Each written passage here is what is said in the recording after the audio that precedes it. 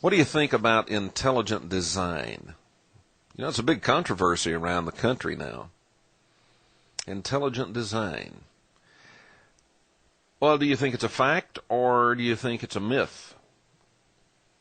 Well, my guest this evening says that cosmology is completely independent of religion. Did you know the Earth isn't from around here? Millions of people want to know the true origin and destiny of the Earth. Intelligent design is a scientific fact, he says, independent of religion. How would you like to have the proof now, that evolution is really just an empty theory? Now that brings up a lot of questions, doesn't it? Brings up questions like, where are we from? Why are we here? Where do we go from here? And I can think of a lot of other questions. If evolution is a myth, were there really giants on the earth? Who were the Nephilim? And how were they involved in the early development of civilization? Who built Stonehenge? Who built the pyramids? And the Mayan temples, you know, the big Mayan temples down in Central and South America. Well, my guest this evening, if you want answers to those questions, you've tuned to the right place, because my guest this evening can give us those answers. My guest is Dr. Brooks Agnew, and tonight you'll be able to comment, but you'll also be able to ask him questions. We're going to open the phone lines a little bit earlier tonight than we normally do. He's written a book, or he's the co-author of a book called The Ark of Millions of Years, and it has rocketed to the top of the charts. It made the bestseller list in the first 60 days. Dr. Agnew, welcome to the Kevin Smith Show. Delighted you're here. Oh, thank you much, Kevin. It's a very nice pleasure to be here. You know, these are the kinds of topics we talk about on this show. We talk about... Well, I'm glad to hear that. Yep. We talk about the Nephilim. We talk about these ancient structures that are way, way too mysteriously engineered to have been constructed by ancient Egyptians or ancient Mayans, or at least it appears so. We talk about, I have said on this show, and I get a little heat for it sometimes, but I've said on this show, Darwin's dead. And genetics proves it.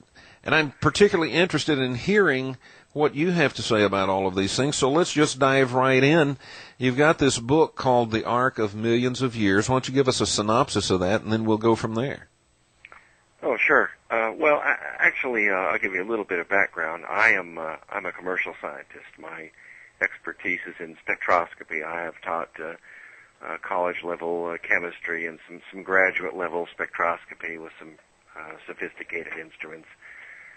Some of it kind of old because it belongs to a university, and some of it kind of sophisticated because we had a commercial aspect to the lab.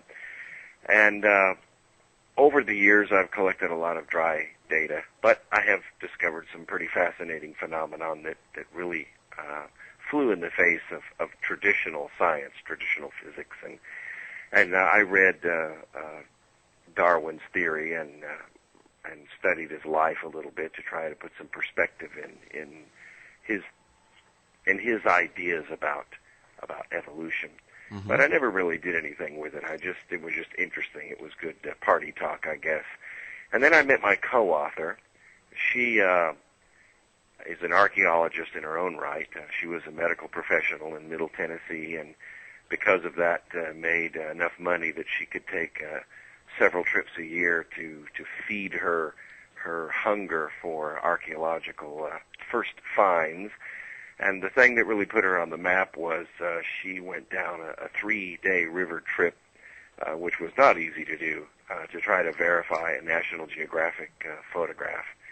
And when she got there, she got her cameras out and began photographing and cataloging things. And when she got back, she realized that the National Geographic had published one of the photos upside down, which completely changed the meaning. And so she published, and she made a name for herself. Well, anyway, she attended one of my lectures, and she came up to me afterwards and said, "Hey, I've got an idea for a book on the creation of the Earth." And of course, we physicists, that's what we're really interested in that. Mm-hmm. So it perked my ears up, and we hacked out an outline over the summer and decided to write the book. Well, that's when the hard work started, because I had to go back through all of my records and lab notebooks and try to brush up on my theories, and we ended up coalescing this book. Well, it was about 1,000 pages long, so we took it to the publisher, and they said, "Gee, this is way too big. No one will buy it. You need to cut it in half." So we cut that book down to 530 pages, and we published it a year ago, last December. And by March, it was totally shocked us. It was a national bestseller, because millions of people are out there wondering the same things that we were wondering, only they didn't have all the research nor the opportunity to go out in the field and do that kind of study. And we put it in a language and a style and not really story form, but nonfiction yet informative, and people picked up on it, and the word spread pretty quickly. So here in a nutshell, we had Darwin, who made a single summer's jaunt to a remote island called the Galapagos, and noticed that common species had adapted small parts of their appendages to their environment, and he never returned. That was it, just the one summer. And some years later, he published his theory of evolution. Well, that's the foundation for the development of life and the establishment of man in every public school in this country. And it just doesn't hold water. No, when they teach it, they don't say that it is established scientific fact, but they teach it as if it were.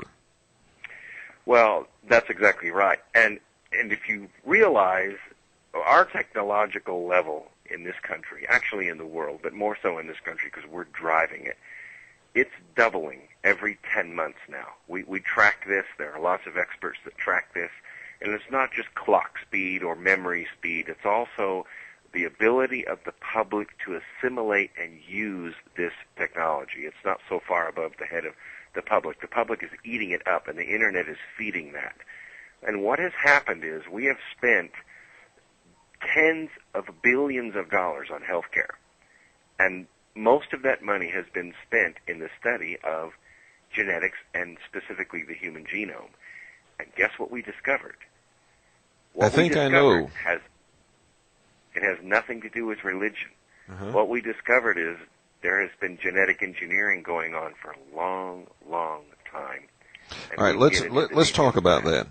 Okay. One of the things that I have said on this show several times is that there are 223 genes that the geneticists tell us have no evolutionary predecessor. And well, that's true. About 90% of the human genome is completely unexpressed on this planet. What do we mean by unexpressed? Well, that is to say that there are biochemical proteins, peptides, enzymes in our system that are extra. They weren't developed here. They couldn't have been developed here because our environment didn't drive them. There are mental capacities that just about every human being has. Some of them are highly developed, and some of us have no clue that they exist whatsoever. But these abilities weren't developed here because we can use speech here. But there is a capability of a mind being able to communicate with another mind completely independent of time, which means it can actually slide between dimensions. That capability wasn't developed here. There are immunological capabilities. That is to say, we can direct our own health with our own conscious and subconscious abilities. That wasn't developed here. Okay, now, let's get back to the human engineering. I'm sorry, the genetic engineering. Okay. How do you know that it was genetic engineering? How do you know that, okay, I understand that there's How do we know man didn't crawl out of some primordial ooze? No, I think that's pretty easy to prove. Okay. But how do you know that maybe our ancestors in the dim past did not come here from somewhere else and maybe fleeing cataclysm on their planet. Well, actually, that's what the record seems to prove. That oh, really? Although not the entire civilization came from the same extraterrestrial source, because what we see in, and we were able to notice this because how we're doing the research is we're actually doing the research by race, which is, it's kind of new. About the last 48 months, they've really dug into it, and one of the most amazing things that they found is they keep going back to as primal a race as they can get. Or of course, they try to discover where the South Americans came from, whether they came from Jews or not, and all of that, and that's difficult to trace. But when you look at, let's say, for instance, the pure house of Judah, they have been, by statute, kept themselves as genetically pure as they can. They have markers in their genetic makeup that the vast majority of races, because of homogeneity, of mixing, that we don't have. Mm-hmm. What it shows is about 3,800 BC, there was a sudden jump in the genetic makeup.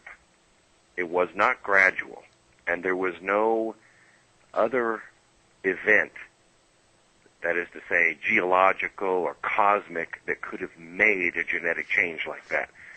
A genetic change comes when another population is introduced into the race. We do this with animals all the time. I have a friend who's a geneticist, and he makes a living selling genetically pure hogs. And they sell for a lot of money, because over many, many generations, a population of hogs will degenerate. They'll become subject to disease. They'll have a lot of body fat. They won't hold up very well. They don't live very long. They have birth defects. And so he sells these genetically pure hogs. They introduce them into the herd, and there's a sudden change in the population. So what 3,800 years ago, or I'm sorry, 3,800 BC, almost 6,000 years ago. Correct. What happened? Well, the only thing, and my co-author is the archaeologist, and Lord knows we spent enough late nights sitting up talking about this. I've kind of learned it by osmosis now, but the only thing that shows up in the record is the arrival of Noah. As it turns out, and we make this case cosmologically, geologically, paleobotanically, and paleobiologically, there was a sudden merging of two populations. One of them very genetically pure, very advanced, very clean, with a very, very long lifespan, and another probably 2,000 or 3,000 generations old, quite degenerate, not living very long, not having very good immunological abilities, and the same thing in the plant record, and the same thing even in the fish and the fowl records. And then there's this sudden introduction of a whole new ecology, and then the two fight to a new balance over the next couple thousand years. Okay, so what caused that change? Well, in our book we have a chapter called The Union of the Polarity, and we have a predecessor chapter to that called The Arrival of Noah. What we have been able to glean from the ancient record, and this is present in every single ancient observer that we could find, Chinese, ancient Babylonian, Chaldean, Sumerian, South American, even American Indian, they all speak of the same merging of two planets. What you have is a higher dimensional planet and a lower dimensional planet. These are two different phases of matter. One planet largely water, the other planet largely rock. And the two merged together over a 7-month period. And then it took years and years for them to settle down. And that so is would that have been a collision with another planet? Actually, less than a collision. There's a phenomenon in astrophysics we call the Roche limit. The Roche limit is when a planet approaches another planet, and one is much smaller than the other one. For instance, a small planet approaching Jupiter. when it gets within one diameter of Jupiter, Jupiter's gravity begins to crush or stretch and distend that planet, and it actually comes apart because its own internal gravity is overcome by the gravity of the larger planet. And so what happened was, being that the planets were two phases, two completely different makeups, and they didn't approach each other at 100,000 miles an hour. They approached each other very slowly, like coalescing binary neutron stars would. They take sometimes years to slowly come together. They don't collide head on. They sort of circle around each other for a while and then settle into one another. We witness this all the time with telescopes and radio telescopes. And so then it's not as if there's a collision, but then the smaller planets... Merging. Yeah, we actually call it coalescing in cosmology. Well, the smaller planet is broken up. And one would break up if they were completely different in size, but these two planets were very close to the same size. So picture it like 4.5 gallons of water being poured into 5 gallons of marbles. You could pour the water right in there beside the marbles, and they would both exist in that bucket just fine. There's a lot of space in the matter of the Earth. Was there life on Earth? Yes. We're talking about 3800 BC. Let's go back to 600,000 BC. Was there life here? Well, now you have two planets. One is 4.5 billion years old. The other, although created about the same time, had to travel from where it is to where we are. But when it traveled, it didn't age the way we age because it was in a different time machine, like a wormhole or a black hole. Inside the center of a black hole, and I'll discuss that physics in just a second here. The speed of light is constant, yes, but what is the speed of light? It's 300,000 kilometers per second. It's the second that changes. The second inside the black hole is a second long. But compared to the outside, it may be 10,000 years. So although one planet may have aged normally 7,000 or 8,000 years during this journey, our planet, our universe outside of that wormhole aged billions of years. And then the two came together. Now what you see is a binary planet. Part of it, 4.5 billion years old, just like the geological record shows us. The other, 7,000 years old, just like the other geological record shows us. What do you mean, the other geological record? Well, what we see in the genetic record, we see development that is less than 7,000 years old. It hasn't been around for 500,000 years. Things like the cat or the dog or certain human genetic traits, they haven't been around for millions of years. Only recently do they slide into the record. We know this because the mutation, the dimerizations, the decay, the random disassembly of those traits hasn't occurred as though it existed for millions of years. Mm-hmm. Well, I'll tell you what. I got a million questions. You're talking about the arc of a million years. Well, that's actually. I got a million questions. That's the ancient name for Noah's Ark, because when Noah arrived, he told the people that he had just sailed across the cosmic sea. Oh, we got to get into that. We got to get into that. We have to take a break first, though. We'll be right back, folks, and when we come back, if you wish to call, I'm going to open the phone lines earlier this evening. 1-800-289-1092 is the number. Since 9/11, we've all become security conscious. We want to know the people whose job it is to protect us can actually do the job. The difference between a security guard and a security professional is professional training. In Arizona, the oldest and best DPS-approved security academy is Assessed Security Enforcement Training Academy. Make sure your security staff is the best. Call Assessed at 602-997-0041.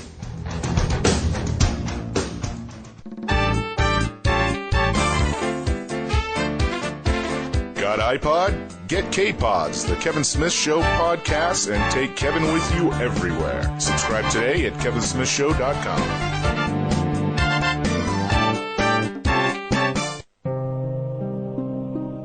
Yes, that's right. The resistance to a new idea will always be increased by the square root of its importance. As one Japan Airlines pilot in the 747 said, the darn thing was twice the size of an aircraft carrier circling around his 747, as observed by the aircraft radar and ground radar and by the eyes of the crew. Are werewolves real?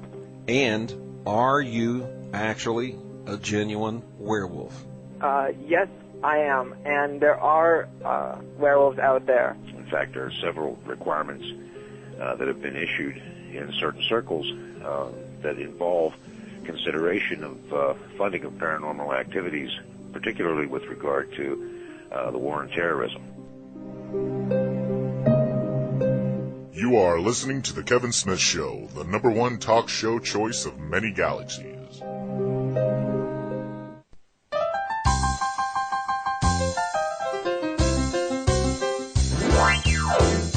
Got iPod? Get K-Pods, the Kevin Smith Show podcast, and take Kevin with you everywhere. Subscribe today at kevinsmithshow.com.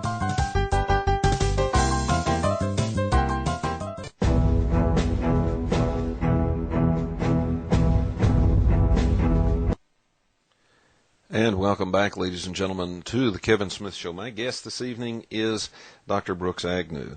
And we're talking about some fascinating stuff. And I'll tell you what, if you want to call, if you have a comment or a question, I know a lot of you are really interested in the Nibiru, the planet Nibiru, because you follow the writings of Zecharia Sitchin, and you're interested in that and the Anunnaki, and we'll just throw that in and see where all that fits. 1-800-289-1092. Dr. Agnew, before the break, we were talking about the arc of 1,000,000 years, and you said that that's what the reason you called the book that is because that's what Noah said. Well, that was the ancient name after Noah arrived. His ship and his arrival with it, and I'm not talking a spaceship. I'm talking the wooden ark. Was called the Ark of Millions of Years because when Noah arrived and as he traveled around the earth and showed people how to plant and how to cultivate and how they did it in his world, they called it the Ark of Millions of Years. So that's where the name of the book came. And on the cover of the book is a remarkable astrological alignment called the Grand Sextile Alignment.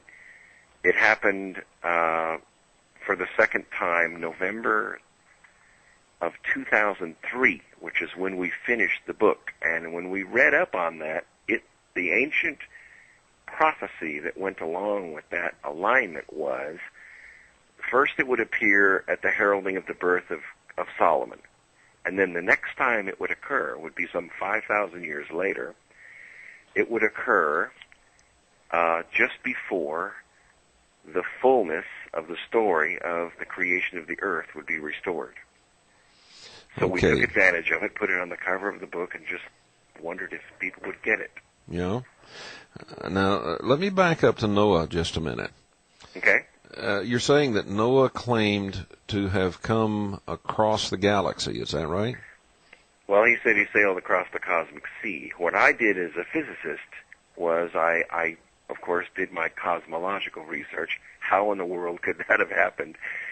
And what I found was a combination of two theories. One's called the Einstein-Rosen bridge, and the other, Dr. Roy Kerr, actually did some very interesting mathematics on top of Maxwell's mathematics. And When we combine these two together, we get a good, clear picture of the mechanics of a giant, a massive spinning black hole. Now, small black holes, we can do the math on those fairly easily, and Einstein and others made some predictions which actually turned out to be true. But as these things get very massive, and I'm talking 1 million times the mass of our sun, a black hole will begin to form somewhere around 1.4 times the mass of our sun. But we're talking about something millions of densities of our sun. When you get something that large and it's spinning and it collapses to a black hole, according to conservation of momentum, that body has to be really spinning. And I don't mean once every 24 hours. I mean 3,000, 4,000 revolutions a second. That's really, really fast. Yeah. Still, the gravity is so intense that light cannot escape it. However, inside that event horizon, where all that chaos is collected, we do not have a spherical body. What we have is something that looks like a giant sombrero galaxy or a giant donut. It's spinning so fast that all of the mass inside that black hole is slammed up against that event horizon. Across the center of this large plate, this large donut, there's nothing. There's no mass at all. So what you've got is a donut hole about 200 or 300 times the diameter of the orbit of Pluto, which means the size of our solar system. It's a big window. Notwithstanding, we have created a huge warp in space-time, like a tornado, like a drain going down your bathtub. And what that creates is sort of a time tunnel, a warp tube, a wormhole. It goes by a lot of different names. If one knew how to negotiate that, you could travel from one point of the universe to another point of the universe in a short amount of time. Or, according to Fred Allen Wolf, who wrote an excellent book called Parallel Universes, from one universe to another universe. It is mathematically sound. However, we did not know how to construct that wormhole. Theoretically, and I'm talking Dr. Kip Thorne, Michio Kaku, other people like me who tried to mathematically construct a wormhole. The problem is it's not stable. It collapses before we even form it. So what I did is I said, let's stop thinking about exotic matter on the inside of this tube, and let's start thinking about this Einstein-Rosen bridge on the outside of the tube. And so in the second chapter of the book, there's a chapter called The Dimensions. I display a model for the first time in physics where a wormhole is actually supported from the outside by the spinning singularities of a massive spinning black hole. Now what you have is a wormhole that could be 1 million light years long, and it could be stable for millions and millions of years. Okay, now, look, I confess that I'm not a physicist. But this discussion began with Noah saying that he traveled across the cosmic sea, and that's the first time I've ever heard that. Well, it's in the ancient record. What is the ancient record? Well, you got to go back to the Kabbalah, the Zohar being one of the oldest parts of the Kabbalah. It tells the story just excellently clear. Unfortunately, when you get to, and I'm going to call this a quasi-modern record, say the Holy Bible, much of this story has been expunged. And I don't mean that it's been just written short. I mean it's been removed. Because I don't know why. I can't speculate why. But when we look at the source of some of the ancient writings, and I'm going to say, I'm not a linguist, but I can say that Moses used ancient writings to write his writing. It's in those writings, in the ancient manuscripts, and it's not in the modern one. Okay. And I have no problem with that. I know that to be a fact. It's sort of like our freedom Nibiru, of... And actually that's an analog for Marduk, which is also the same planet, sort of what we call a free-floating planet in astrophysics. It was theoretical for a long time, and with the Hubble telescope, we were able to study star systems after its mission was complete. Its original mission was to age the universe, and it did that, and the darn thing just keeps working, so they figure out new things to do with it. And one of the things that we like to do with it, and I'm not on the team, but I certainly observe them as closely as I can, is to look for extrasolar planets, or to look for planets with other solar systems. It's not an easy task. Yeah. Because those planets don't give off light. They don't shine in the sky. We can't see them with telescopes. So we had to come up with new ideas, and the resolution that the Hubble telescope gave us allowed us to come up with a new theory called perturbation theory. And this is where we actually watch the star, and we watch it wobble. Because of the gravitational bodies that are going around it, we can tell the period of their orbit, the mass of the body, and sometimes the distance of the body from that star. And occasionally, if we're lucky, the body will cross in front of that star, and we can actually measure the drop in light radiation from that star, and thus get a really good diameter measurement on that planet. Since we've been doing that, we have been able to locate hundreds and hundreds of planets. And many of them, we have found through this, are free-floating. That is to say, they're not orbiting around the sun. They're just zooming through space between stars. Okay. Now, are you saying then that Nibiru is not part of our solar system? Well, that's a difficult question. I would say that it appears as though Marduk, or Nibiru, did pass between several planets of our solar system, collided with a planet, which the Chaldeans called Tiamat, broke it up into one large chunk and countless numbers of small chunks. One of the large chunks smashed into our planet, caused a huge cataclysm, destroyed Atlantis and Mu, and dragged along with it its frozen ocean, part of its molten core, and countless numbers of other meteorites, which also pelted this planet and our moon. That may be a source of some of the biological record that we see came from Tiamat, but nothing larger than a protozoa survived that cataclysm on that planet. Would Tiamat be if you look at a diagram of the orbits of our planets within our solar system, there appears to be a space where there is a planet missing. And there seems to be an asteroid belt in its place. Yeah. And that would be Tiamat? That's a pretty good guess. Mm-hmm. And that would be my guess as well. Wow. Now, we started out talking about the genetic code, and we sort of have wandered from that, but let me ask you a straightforward question. We've got about a minute before we have to take a break, and we can come back and finish commenting on it after the break. Are we from this planet, or did we originate elsewhere, or are we a hybrid? We're a hybrid. Straightforward, it means that there was a race of man here on this planet that had lived for millions and millions of years. It's in what we call muck vents, high up in the mountains.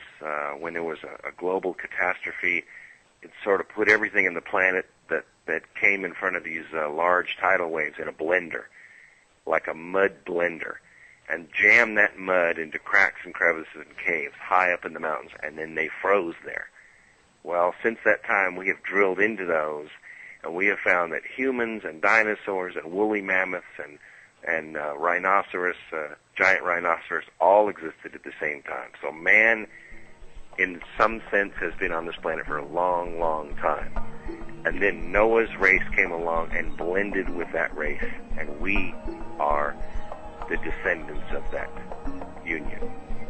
Okay, we'll talk about that more. I am very interested in that when we come back from this break. Ladies and gentlemen, let me tell you something. This is just amazing information. And we're really, really privileged to have Dr. Agnew with us. When we come back, we'll get him to expound on that some more. And remember the telephone numbers, okay?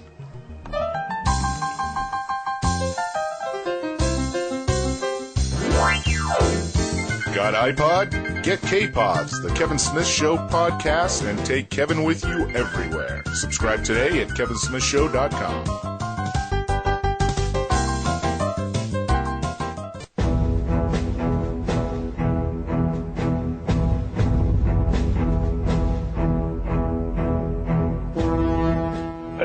Times what we see in movies and on television are disguised and Hollywoodized up versions of real stuff that's going on behind the scenes. The Anunnaki took a whole long time to perfect what they wanted in a slave race. But finally they created a slave race, which is us. Those logs exist and could be compared to abductions, and you can get the time, date, ascension, declination of the object. Everything that you want to know about that object is already on these records.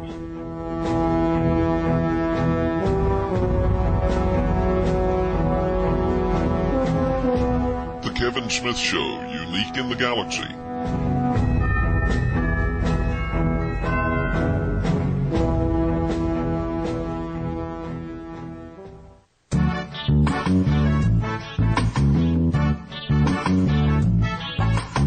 We've all heard the phrase garbage in, garbage out. In this information age, it's vitally important that we get the best information possible. Problem is, there are tons and tons of bad information polluting the skies of Cyberland. The solution is the K-Files magazine. The K-Files magazine is our full-color monthly e-magazine, and it contains only the best information. Whether you're interested in UFOs, alien abductions, crop circles, ghosts, electronic voice phenomena, Mars, the moon, Planet X, or anything else, your best bet for good information is the K-Files magazine. This exciting e-publication comes out monthly. Subscribe today and be amazed at just how clear the cyber sky can be.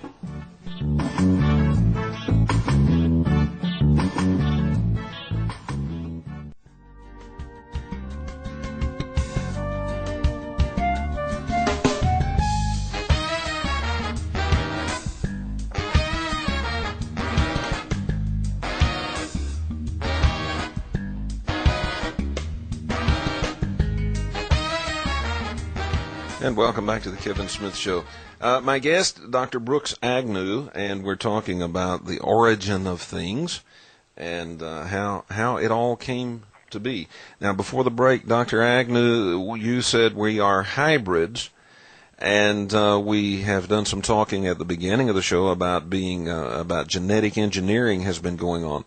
Now, is it actual genetic engineering, or is it just a mixture of races from different planets? Well, there's actually evidence of both going on, and we're beginning to reveal some of that in the human genome, but we've really delved into certain animals' genomes. One of the things that we discovered, well, let's just take one example, the cheetah. The cheetah, when we look at the genetic makeup of a cheetah, we discover that every single cheetah is identical. There's no variety in them. They also are made up of some very peculiar biology.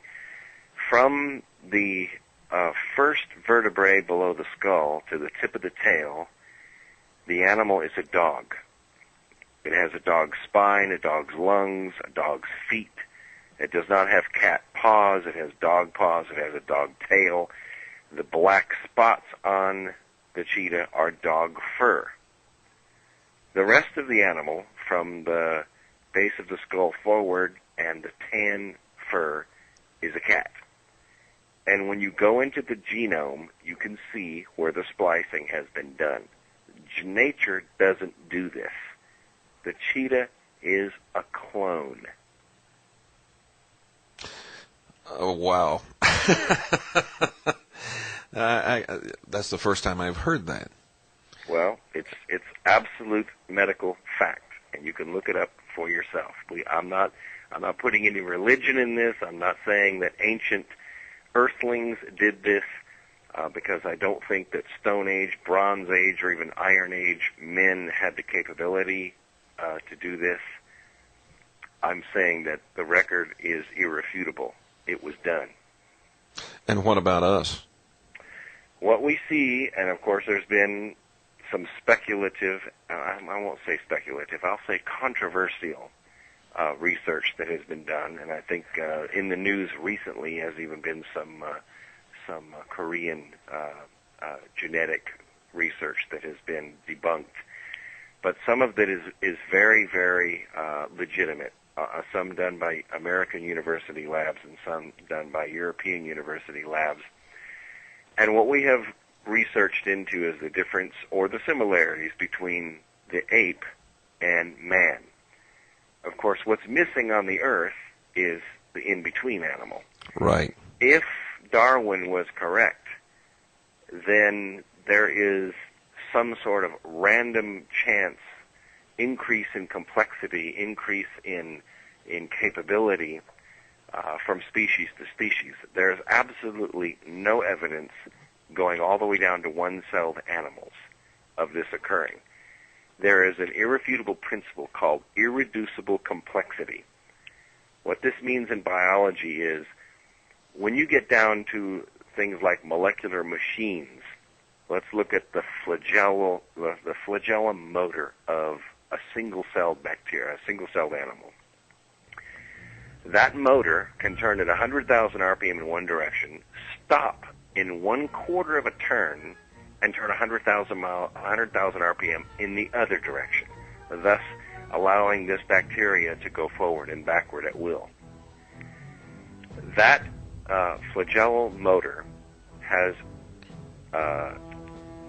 irreducible complexity. There's a rotor, there's a stator, there's a bearing, there's a shaft. All the parts are there. We've looked at them, we've dissected them, we've looked at them 100 times. Not one piece of that could be missing for it to work. If one molecule was missing, it wouldn't function. There is no possible way for natural selection to create a molecular machine like that. It had to be engineered and put into place. Okay, the fact it exists completely debunks the theory of evolution. All right, we'll continue with my guest, Dr. Brooks Agnew, when we come back after the news. We'll be back, folks.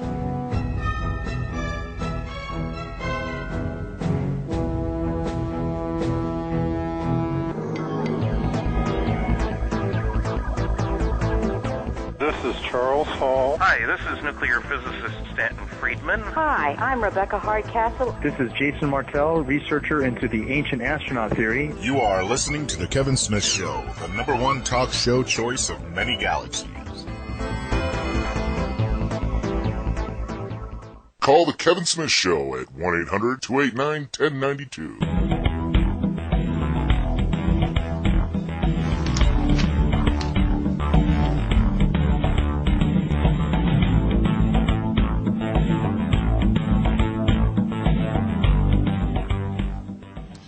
And welcome back to the Kevin Smith Show.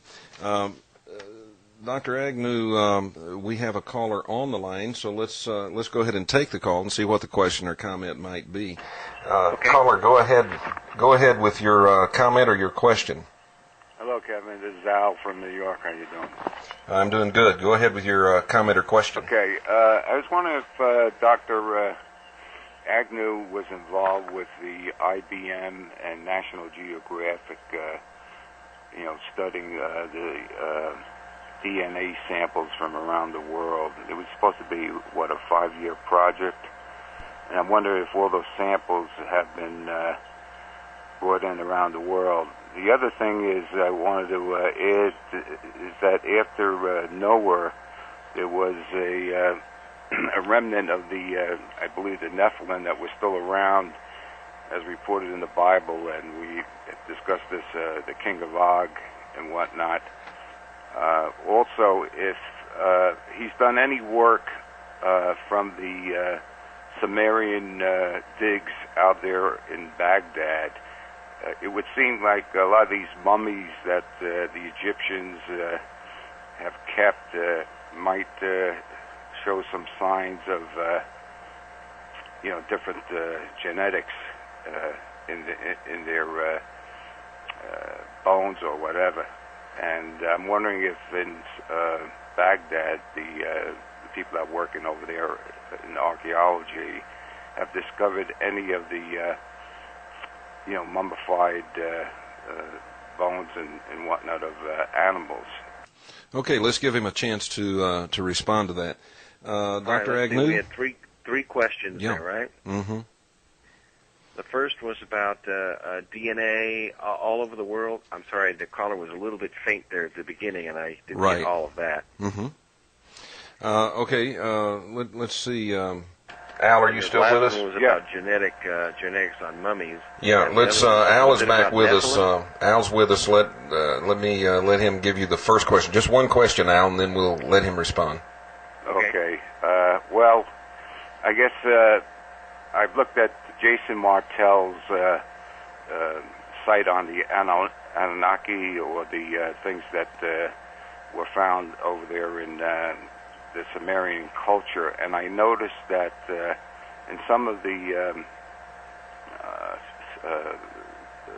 images, there's I guess some kind of person there with a leash with a half animal and a human face. And he was talking before about what the cheetah and other animals possibly being a hybrid.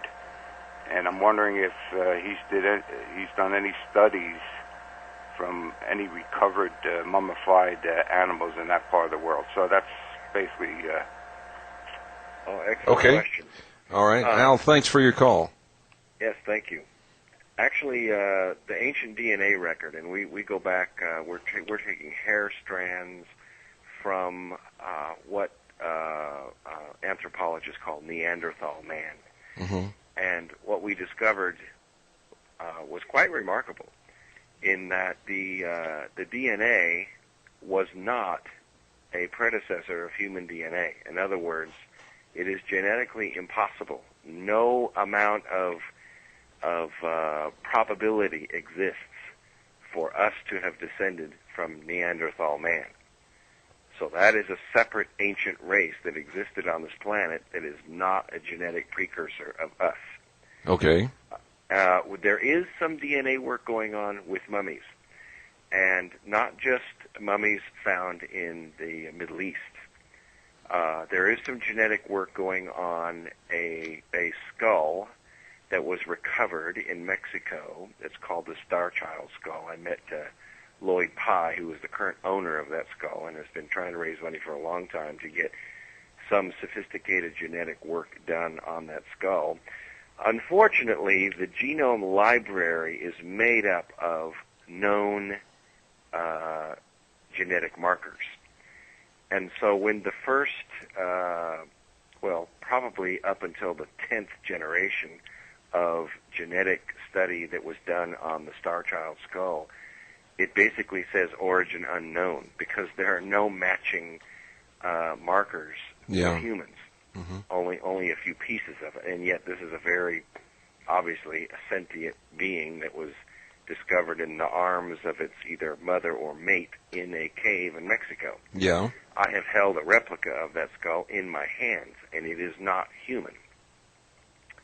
But when you say it was obviously sentient, how do we know? A large brain capacity, probably larger than a teenager. Its eye sockets were very, very shallow, could not have held a human eyeball. And the eye sockets were actually lower than the center of the nose. So the nose was directly in between the eyes. Mm-hmm. And this was a fully developed, although less than 5 foot tall skeleton, and the only thing that was recovered was the skull. But there is still work going on that, and of course it'll take a lot of money to generate the gene markers so that we can tell what the makeup of that being was. Mm-hmm.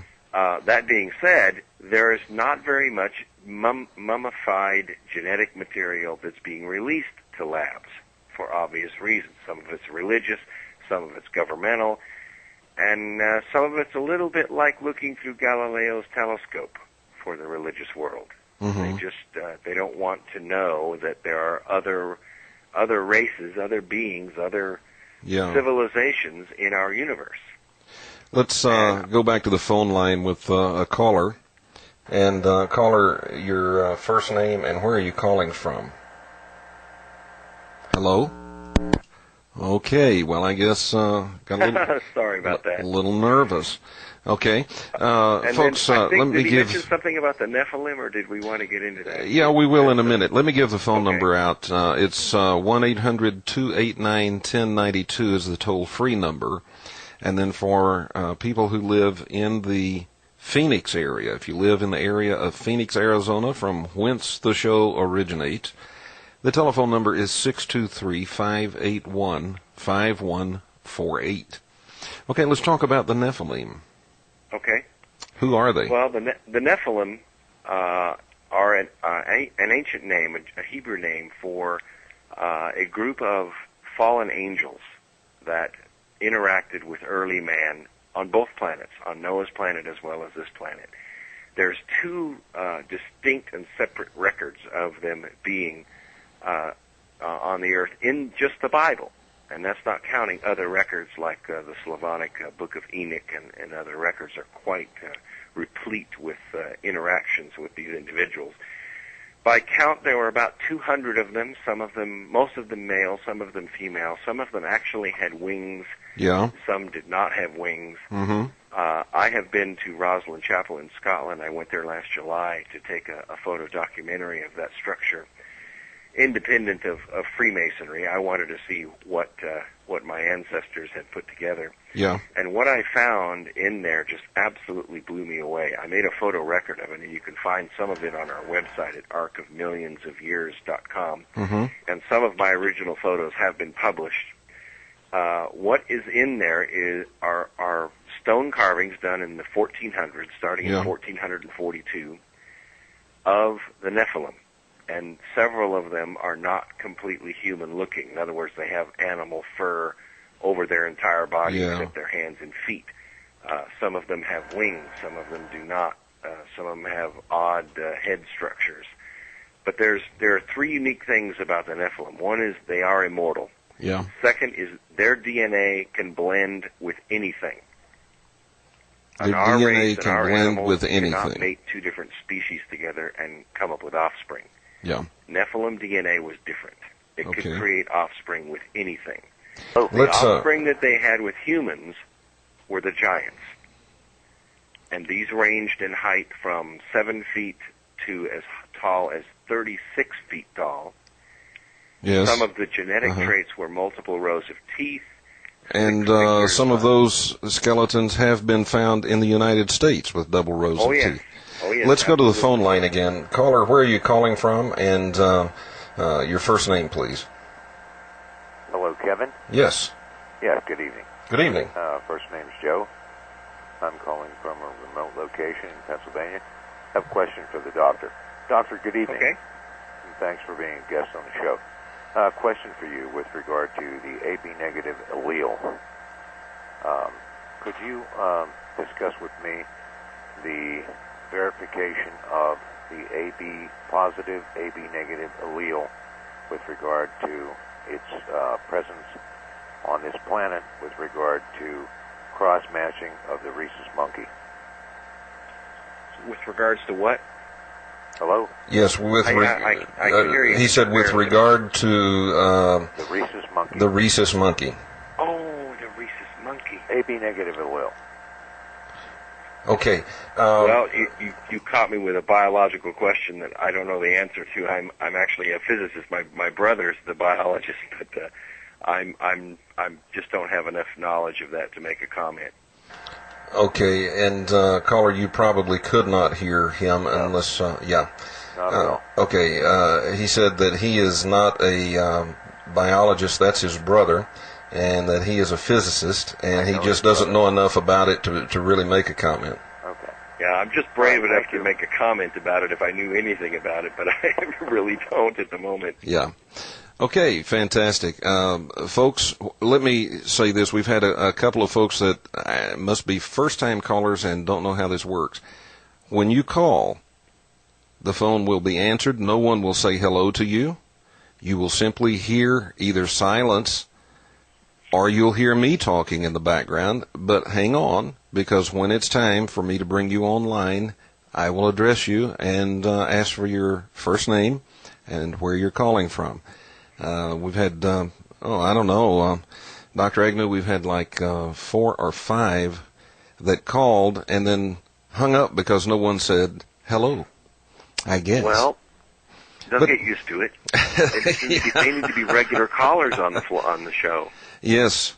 We do have regular callers, and then we have first-time callers. And if you called and you gave up because no one said hello, no one's ever going to say hello when you call because I don't use a call screener. And I don't use a call screener because I want to get every call.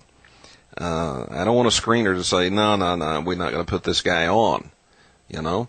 So if you call... When I'm standing in front of a classroom of adults and kids and middle-aged people, and there's no screener either. Yeah. when you're making a presentation, you're liable to get any kind of question, which is interesting because there's another example of how the theory of evolution fell apart. There's just an excellent professor who wrote a book called Biochemical Predestination, which actually became a national bestseller as a textbook, which is very, very rare. And it was selling very well for about 5 years, and one of his students asked him a question. Now, I don't know a whole lot about biochemistry, but I do know that they're studying proteins, and proteins, how they go together in chains, and then they coil up on one another, and this is where enzymes and macroproteins, macromolecules, and even genetic code is built from that. He asked a question, what about the first protein? How could you form the first protein without DNA? And the question so plagued him, it took him a year to find the answer, and the answer was, you can't. There is no possible way the first proteins could have formed without DNA. You are a proponent of intelligent design. Yes. DNA was created or built. It is absolutely impossible for it to have formed on its own. Okay, this whole discussion of intelligent design, it's in the news a lot, and it's a big political football right now across the country, and in some places more than others. But they say, the opponents of intelligent design say that those are just code words for saying God did it. Is that correct? You know, it's interesting. Ancient civilizations, when these individuals showed up and showed them things like how to measure the solar system from Pluto to the sun, and that is to say Earth is now planet number 7, not planet number 3 in the solar system, because you count from Pluto to the sun. We didn't even discover Pluto until the 60s. Well, actually, it was 1930. Well, there you have it. Anyway, it's a 20th century discovery. Yeah. And, on the clearest night in the history of the universe, no human on this earth has ever seen Pluto with a naked eye. But they were taught this. Yeah. And there are all kinds of seals, the Akkadian seals, Babylonian seals, clearly show off-worlders instructing people. When I went down to the Museum of Anthropology in November in Mexico City, I found a set of carvings that had just recently been recovered, and they had set them up on display. And lo and behold, here what they had on display, these little 6 and 7 inch tall stone carvings, were 6 Nephilim, winged, standing there, teaching 24 people that had their arms raised up in the air, and they were teaching them about the creation, because each one of these 6 held a glyph in their hands, which relates to the creation. And this dates to about 1200 BC. Now, you say that the Nephilim were fallen angels. Yes. And they were physical beings, not spiritual beings. So they had gone through some other creation on their own, and they were not friends of the Creator. And you can call them anything you want, Allah, God, whatever. They were working against Him, not with Him. So are we victims? Are we pawns in a cosmic chess game? Well, we're the prize. We are the prize. It does not do them any good to come down here and wipe out a planet, because, after all, we're just spiritual beings having a mortal experience. If we're murdered, we just go on to another development. But if we are captured in ignorance and we choose wickedness, we choose to lower ourselves or capture ourselves in some abomination, then that captures our soul forever. And that's the goal. That is the goal right there. And that's the battle that has always raged before and after the flood. Now, obviously, the Nephilim did not survive the flood, so they had to leave this planet and return to this planet. So they do have a way of traveling from planet to planet and from time to time. And someone asked me the question, well, have the Nephilim returned?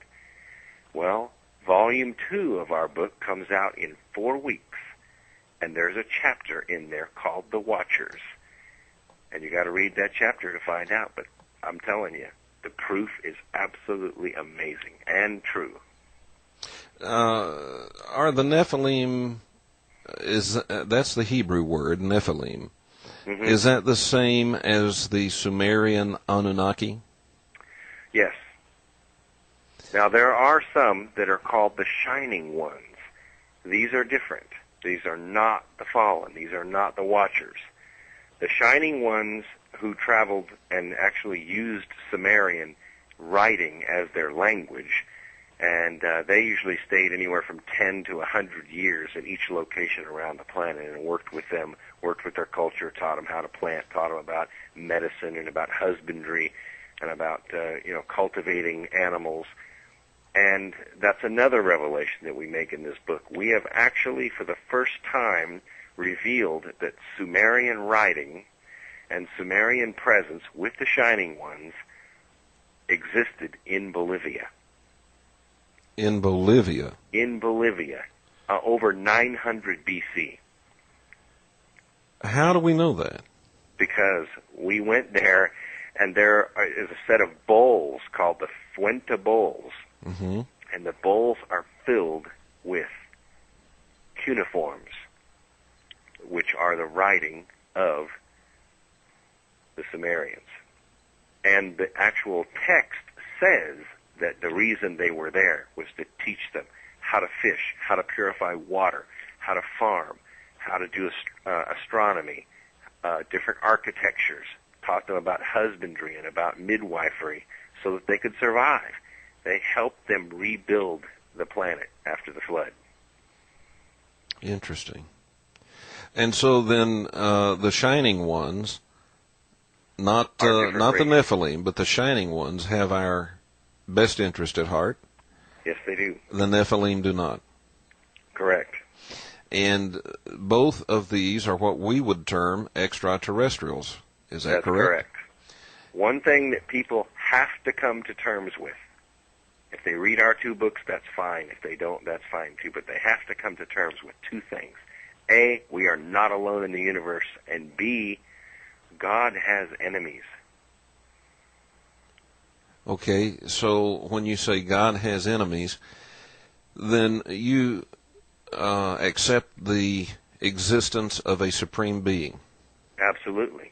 Okay. But that doesn't mean that the record, biological, architectural, geological, has anything to do with religion. And that's where intelligent design gets a bad name. I'm sorry, preachers or even theologians get up and they talk about intelligent design because they're saying none of this could happen without some God coming down and making these things happen. Although that may be true, that's not the scientific approach. The scientific approach is to look at the actual evidence and work the data molecule by molecule, if you have to, back to the original record. And that is where intelligent design cannot be argued with. And the original record tells you that there has been genetic engineering, and it tells you that... genetic introduction. And genetic introduction. DNA did not evolve, plain and simple. Mathematically, it's impossible. Biochemically, it's impossible.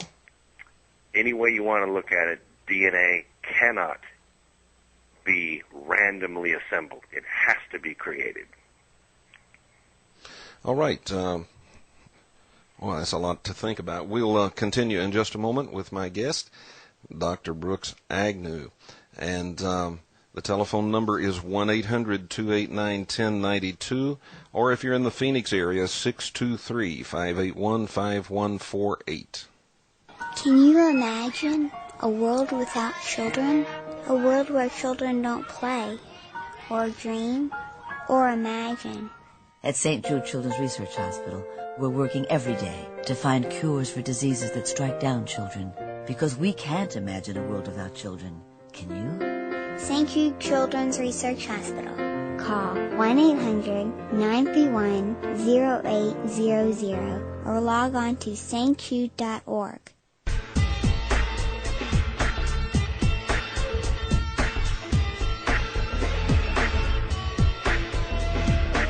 What did the founder of the Vampire Church, the man who invented the 20th century, the single most credible alien abductee, anti-gravity technology, forbidden archaeological discoveries, evidence of genuine ghosts, the godfather of international Satanism, and the ominous evidence of an ancient bloodline controlling the nations all have in common? They all have one thing in common: the K-Files magazine. Subscribe today.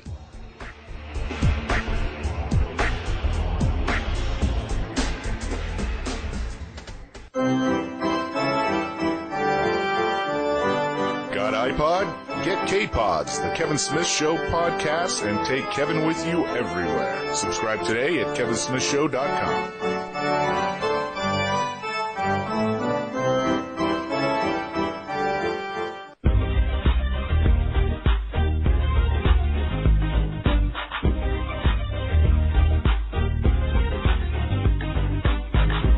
Call Kevin Smith at 1-800-289-1092.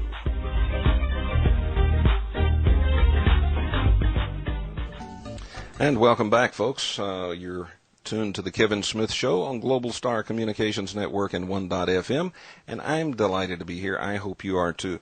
You've heard those ads about our podcast. Look, it's dynamite. You need to subscribe to the podcast. Take the show with you everywhere. We have truckers that are listening to the show as they drive.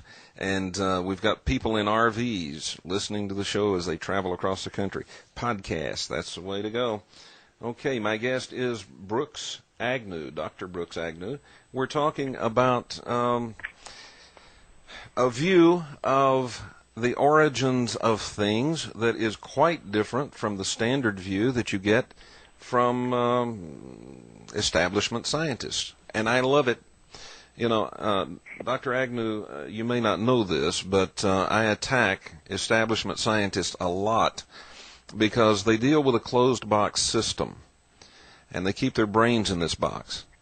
And the introduction of things that, ideas that are outside the box, of course, destroys the system upon which they have built their dissertation. Yeah, I kind of call it the religion of science. That's the exact terminology that I use. It's more of a religion than it is science. They believe because they believe, not because the facts say so. One of the evidences of that is this ardent belief in the Big Bang. And I got to tell you, I don't see any evidence for it other than just pure speculation. Well, here's what we see in the cosmological record. To say that all of the mass in the universe at one point existed as a small dust particle, immensely dense, and through some Higgs field, a rubber band snapped, caused activation energy, and the whole thing blew up. Mm-hmm. Well, that would imply that it exploded absolutely evenly in 360 degrees. Yeah. Somewhere there would be a center of the universe. And yet what we have found, and this is where Hubble really, made his name and why we named the telescope after him, he theorized that the universe was expanding and that the rate of expansion might even be increasing. When we put the telescope into space, that's exactly what we found. However, the interesting thing about it is all the galaxies are expanding away from each other, and there aren't any galaxies going in the same direction.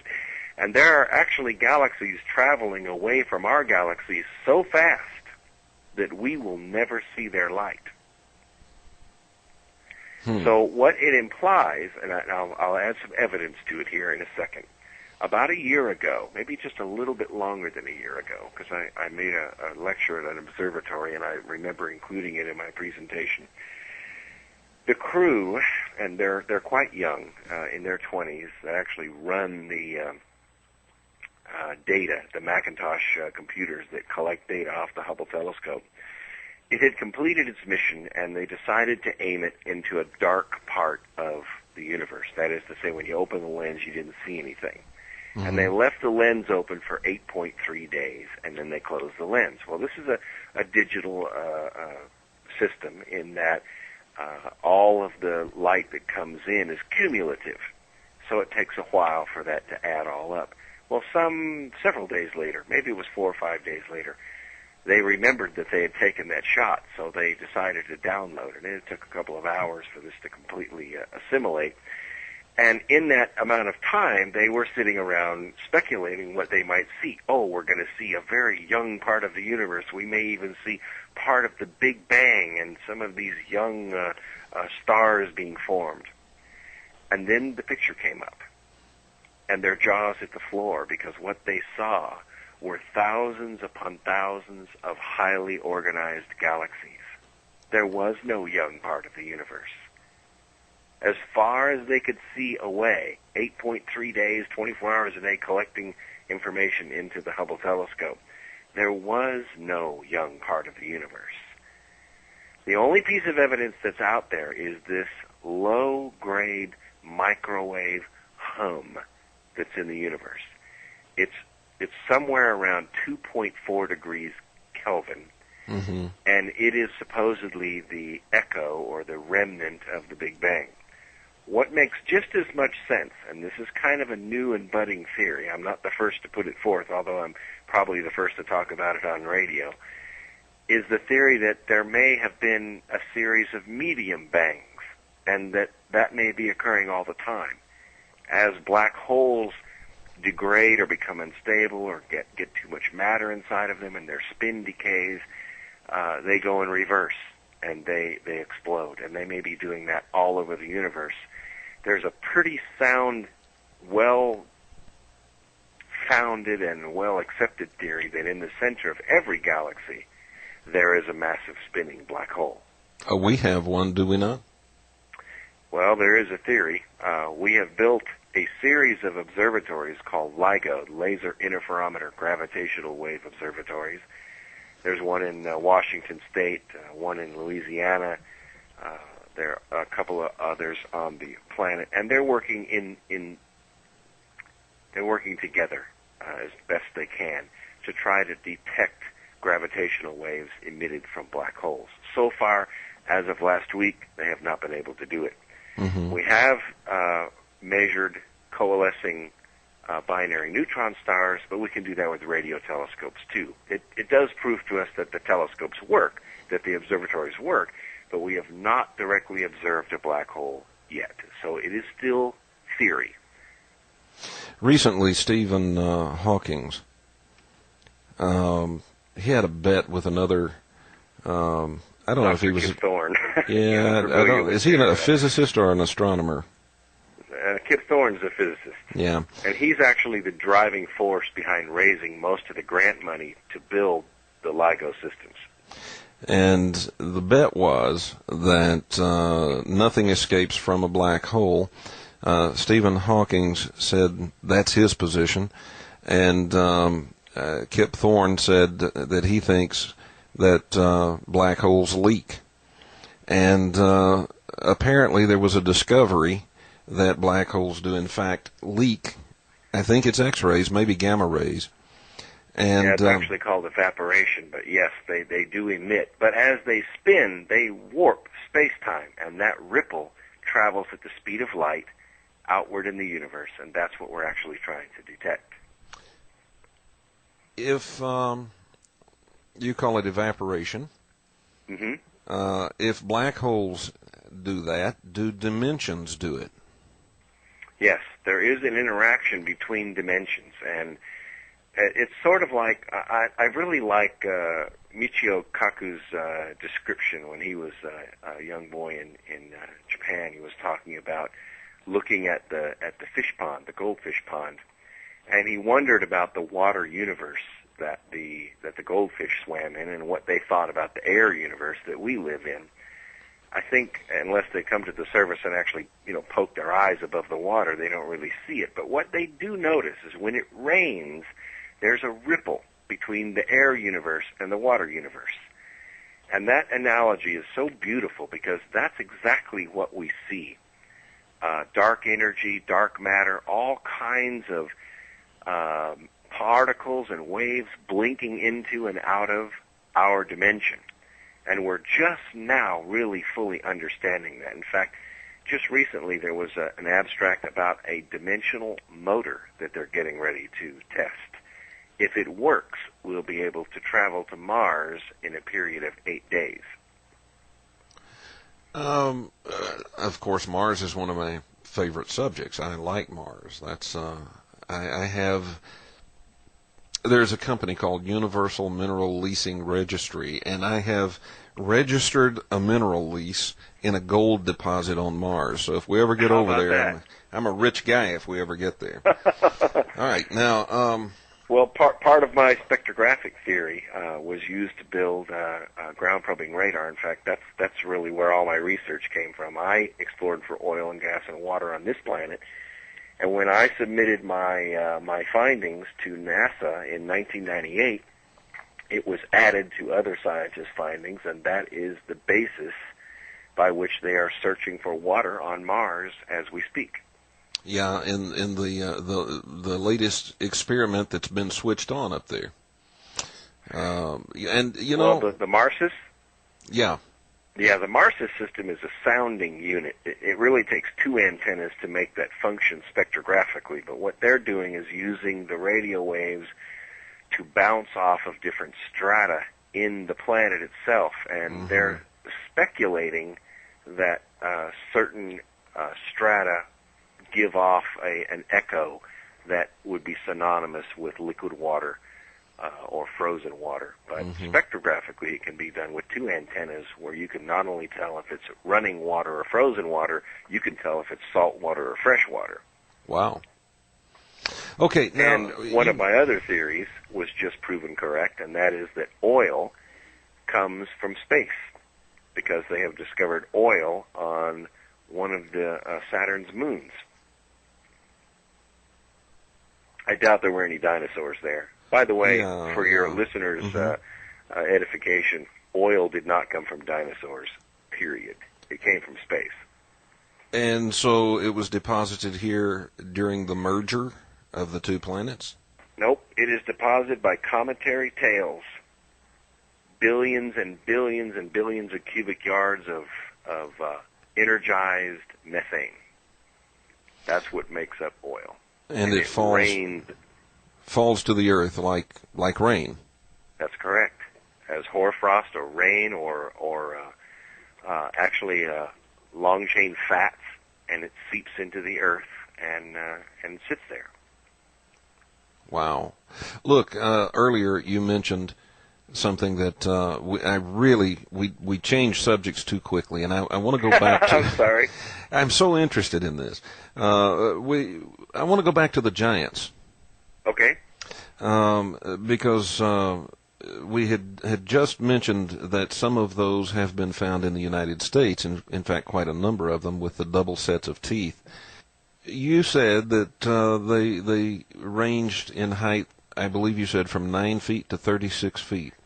Yeah, from about 7 feet to 36 feet. And the real tall ones, they don't live very long. They grow extremely fast, but they live young. The medium-sized ones, 18 feet and down, they don't age the same way that we do. They actually go through organ failure and debilitating, paralyzing arthritis. And they often committed suicide rather than grow old. How do we know that there were some that were 36 feet tall? Well, because we found a 48-inch femur. That's right. It was in Turkey, wasn't it? Mm-hmm. Yeah. And that would and that has been verified not to be, say, from a woolly mammoth or something like that, right? Oh yeah, it's human. Mm-hmm. Well, it's not. It's a human hybrid.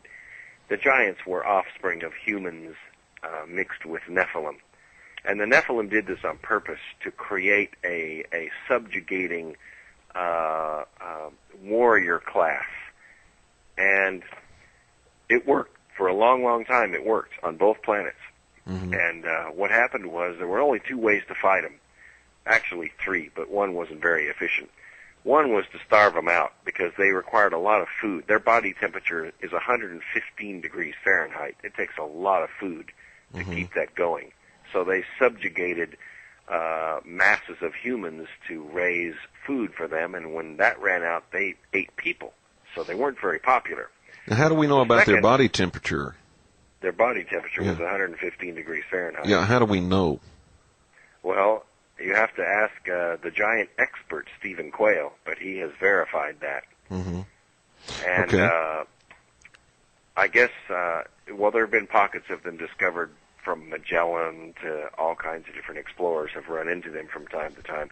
The second way to block them was to genetically starve them out. In other words, refuse to let women breed with the Nephilim and with other giants.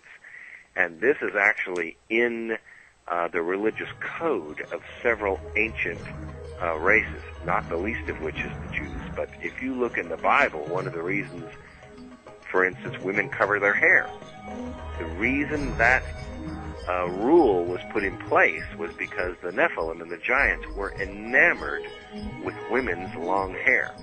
And so they would cover the hair, and it says this in the record, cover the hair so as not to tempt the angels. Okay, my guest is Dr. Brooks Agnew. We will be back with Dr. Agnew for a few minutes right after this break.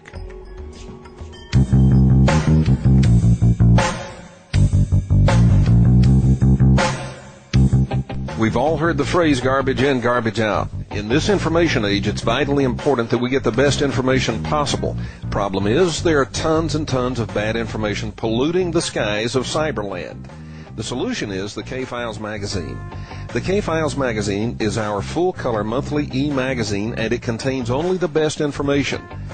Whether you're interested in UFOs, alien abductions, crop circles, ghosts, electronic voice phenomena, Mars, the moon, Planet X, or anything else, your best bet for good information is the K-Files magazine.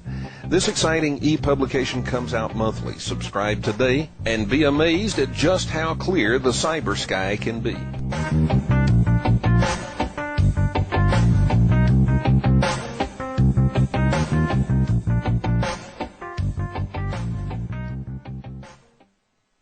Welcome back to the Kevin Smith Show. My guest, Dr. Brooks Agnew, and what a fascinating 2 hours this has been.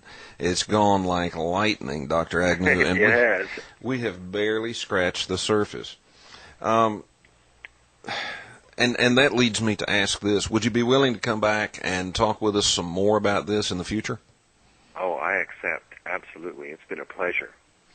Outstanding. Okay, look, we have a few minutes left, and I want to be sure we get this in before we discuss anything else. We only have about 4 or 5 minutes left here. How can people get your book? Obviously, it's in all the major bookstores, right? Sure. You can go to any local Barnes & Noble and pick it up. They put it in the ancient history department. Why, I have no idea. Or you can go to Joseph Beth Booksellers or Davis Kidd Booksellers, or you can buy it at our website, arcofmillionsofyears.com. And for your listeners, if they will purchase the book tonight, we will send them the entire book on audio for free. For free? $25 value. So if they buy the book, they get it on audio. What is it, cassette tapes, or is it a CD? We'll send it one of 3 ways. You can get it as an MP3, so you can listen in your iPod or burn a CD for your car if you want. Or we'll send you the full CD set, so you can just pop it in the dash of your car and listen to it that way. Absolutely free. All they have to do is they buy the book, and then they get buy the audio. For regular price, and which it's inexpensive. It's a 563-page book, and it's $19.95 for the paperback, and I think it's $26.95 for the hardback. And we'll send you the entire book on audio for nothing. No shipping costs, no nothing. Well, you can't beat that, folks. You can't beat that. That's thank you for that offer. That's You'll also get a 10% discount on Volume 2 when it comes out in 4 weeks, because I don't think we'll be able to put Volume 1 down. And, of course, you can get it at any of the online booksellers, Books A Million, Amazon, all of those. Outstanding. Now, your website again is? arcofmillionsofyears.com, and spell it like A-R-K, like Noah's Ark, not like A-R-C, Ark of Light. Or you can just Google my name and it'll come up. Okay. And when we Google your name, it is Brooks with an S at the end. Brooks, Agnew. Brooks Agnew. Or just put in Arc of Millions of Years and you'll get hundreds and hundreds of websites. There's all kinds of stuff out there on it. Now, just in closing, because and we've only got 1 minute, we're hybrids. We're not. There's no such thing as a pure human left. Is that correct? That's correct. So we are the aliens out there. Are the Jewish race? They are genetically the purest race out there. Okay, so that makes us aliens. Is that right? Part alien, absolutely. If you want to say that the binary twin of the Earth is an alien planet, but there are other hybrids as well. There are other races that have come here, and we can get into that in another show. That's a totally different story. But the creation of the Earth is a binary planet. It is made up of 2 different phases of matter which are in harmony as we speak.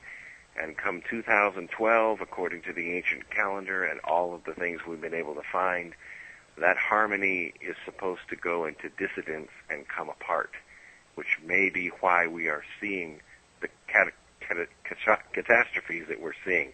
Earthquakes, tsunamis, hurricanes, changes in weather, global warming, all of that. By the way, man doesn't cause global warming. There are also 4 other planets in the solar system that are warming just like we are. Okay. Dr. Brooks Agnew, thank you for being with us. Ladies and gentlemen, we are out of time. And I hope you'll join us for another great edition of the Kevin Smith Show tomorrow evening. My friends call me Steel Eye. My enemies do too, and you can call me whatever you'd like. Just keep coming back again and again and again. Until next time, so long, everybody.